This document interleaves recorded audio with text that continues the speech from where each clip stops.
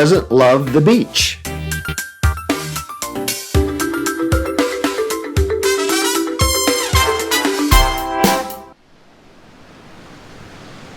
A beautiful beach with warm sand and ocean waves lapping at the shoreline while friends and family relish a leisurely day enjoying what nature provides for free.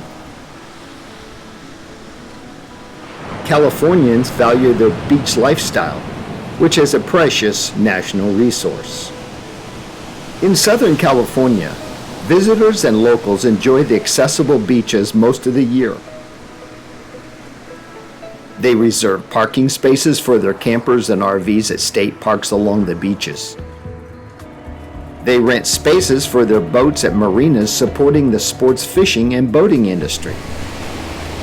They take advantage of local surf spots dotting the coast for the thrill of a good ride. But there is a continuous problem underfoot. The sand is disappearing from beneath our feet.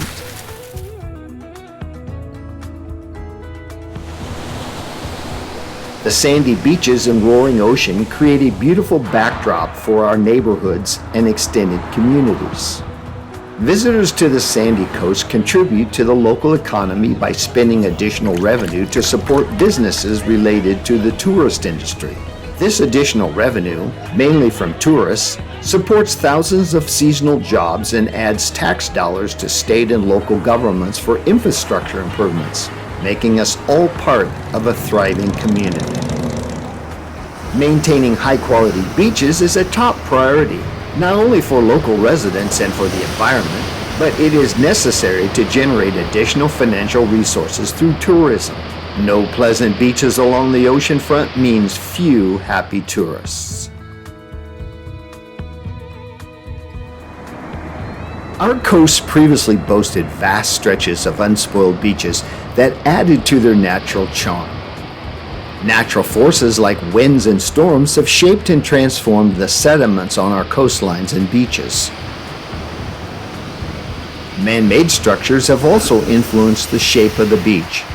Some of these beach areas have shrunk prematurely, and some parts are covered with cobbles from the waterline up to the cliff incline. The beach comprises bluffs, dunes, berms, and offshore sandbars. These natural features, as well as the width and the slope of the beach itself, act as a defense against hurricanes and coastal storms. They help to absorb and disperse the energy of breaking waves and affect the amount of sand naturally placed on the beach.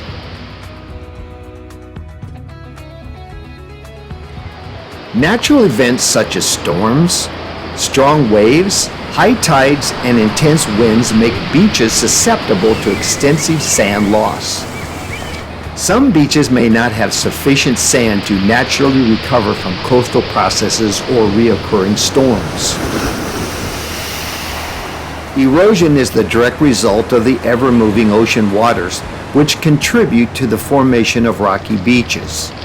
Some beaches have lost all their sand, resulting in a pebble beach, strewn with cobblestones void of sand. As a result of the sand loss, some beaches have turned into pebble beaches, which are not as charming as idyllic sandy beaches.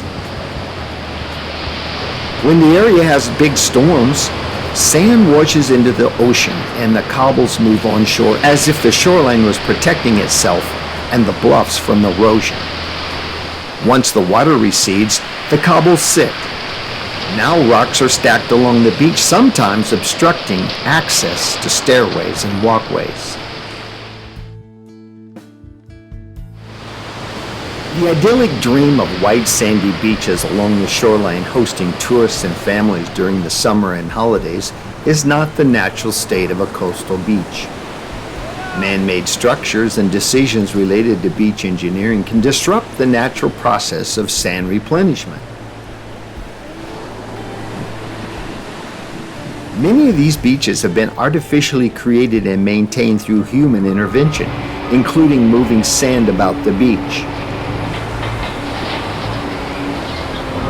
Over time, the size of a beach narrows, widens, or stays constant depending on the availability of sand within a littoral cell, which is not static.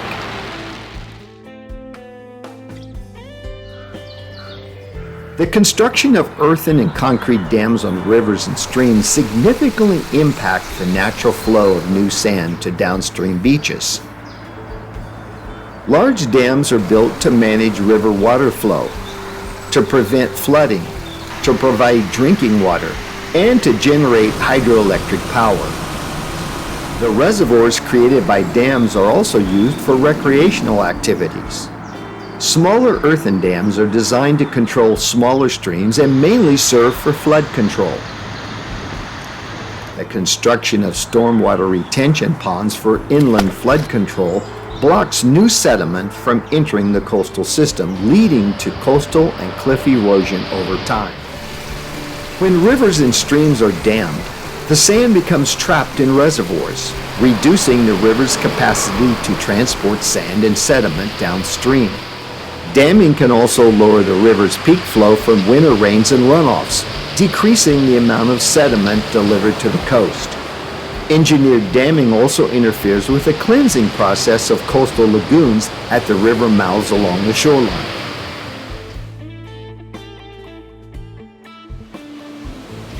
In the past, coastal protection often involved hardening the shoreline with engineered structures.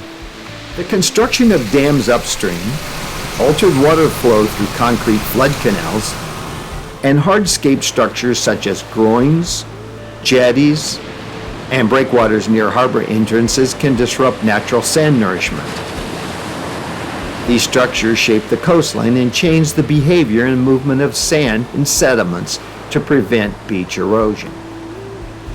These structures, designed to minimize sand loss to the littoral flow, often result in secondary environmental damage and may be counterproductive by reducing the natural drift of material along the shore.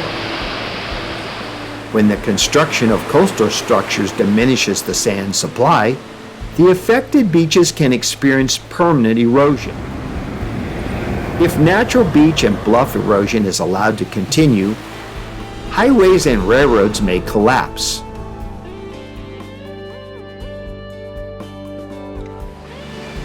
Riprap is rock or other material placed by humans to protect shoreline structures from wave erosion. It may not necessarily stop erosion, but can relocate it downstream. Groins are structures built along beaches that extend out into the ocean. They are designed to act as barriers to longshore currents and control or modify sand movement. When a longshore current meets a groin, it loses velocity, causing the current to deposit a portion of its sediment load on the upstream side of the groin. Seawalls are commonly built to protect coastal infrastructure and property, such as harbor entrances. However, because waves frequently pound them, they may accelerate beach erosion, causing waves to rebound and pull sand away from the shoreline. In addition, seawalls interfere with a natural process of shoreline erosion, which is a significant source of beach sand. These human-made structures can create, improve, or destroy surf breaks in surfing waves.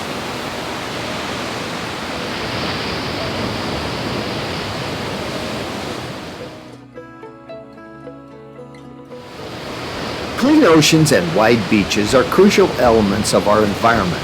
Beaches sustain animals, birds, plants, and other wildlife, including many endangered species. California's beaches could continue to exist as we know them if the shoreline were allowed to evolve and recede without human intervention. However, the increased development along the coast has created a rigid barrier that stops the natural ebb. Construction along the shoreline began in the early 1900s to make way for resorts, boardwalks, roads, houses, marinas, and urban sprawl, which forever altered the natural settings and topography. Beachfront development over the decades has interrupted the necessary movement and supply of sediment and interfered with coastal processes. The new construction hardened land surfaces, reducing the crucial erosion needed to create new sand. Many homes built cliffside have extensive hillside armoring in the form of concrete or other material that leads into the rocks and sand below.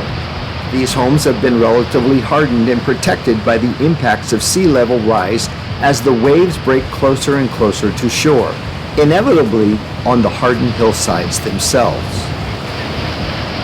This issue is not mainly about climate change or rising sea levels, but about how local growth and land use have altered natural processes that would have replenished the beaches. Because the natural process of cliff erosion adds sand to the beach, the protection of bluff-top developments through bluff armoring has temporarily kept cliffs from eroding and contributed to some beach erosion.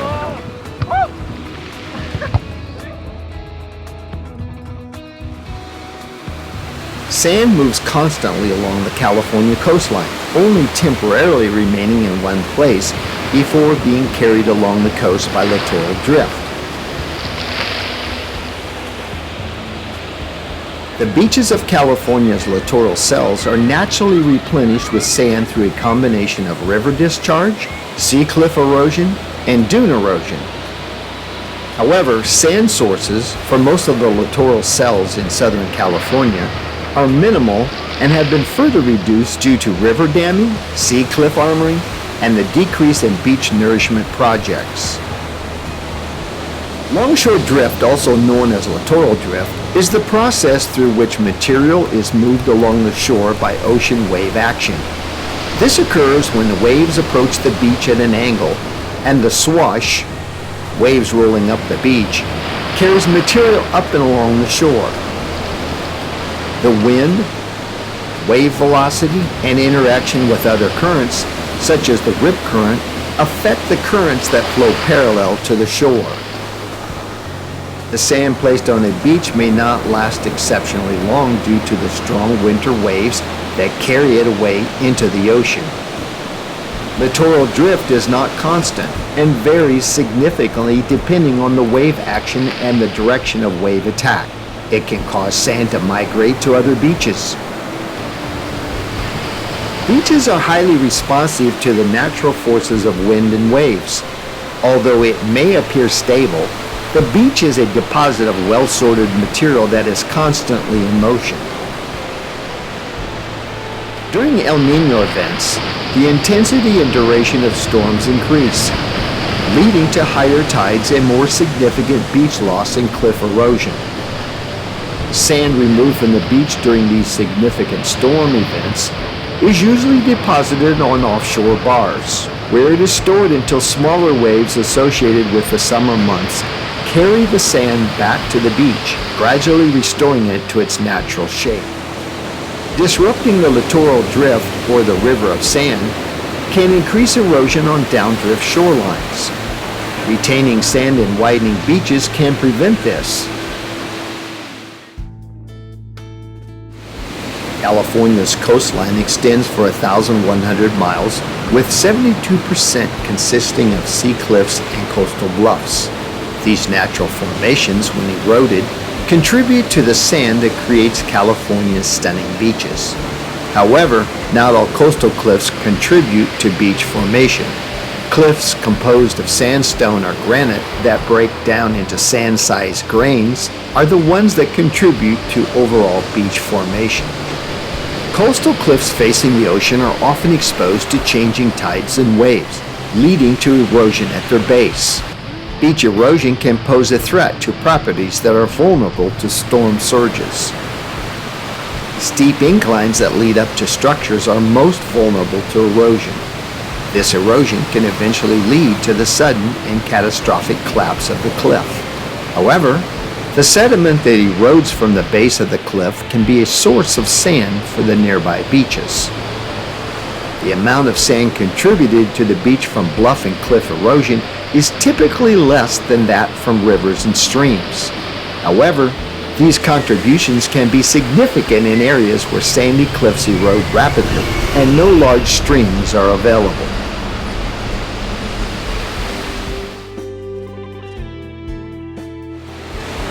Coastal beach erosion is a widespread issue that affects many communities. One potential solution to address this issue is beach nourishment. This process involves adding sand to the beach or nearby areas to expand narrow or eroding beaches. It helps manage them by replacing lost sediment that delays or prevents ongoing erosion.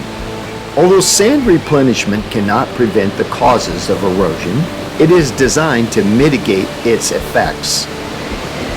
A beach that does not receive regular nourishment or has a structure like a groin to stabilize the sand is likely to be washed away due to longshore transport and winter wave conditions.